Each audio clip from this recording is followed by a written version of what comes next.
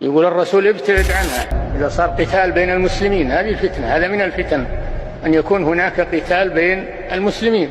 يقول الرسول ابتعد عنها ولو تكسر سيفك وسلاحك ابتعد عنه. سأله رجل إذا ما أمكنني، إذا أجبرت على الدخول في الصف وش أعمل؟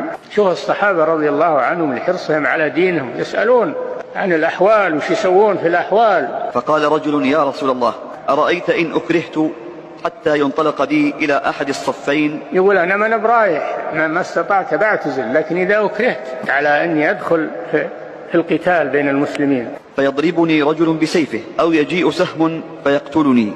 قال يبوء بإثمه وإثمك فيكون من أصحاب النار.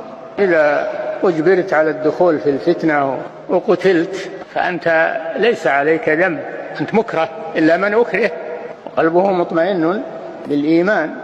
عفي لأمته الخطأ والنسيان وما استكرهوا عليه، فالمكره معذور.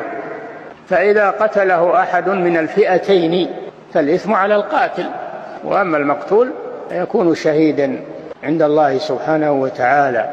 يريد أن تبوء بإثمي وإثمك فتكون من أصحاب النار، وذلك جزاء الظالمين. فطوعت له نفسه قتل أخيه فقتله فأصبح من الخاسرين.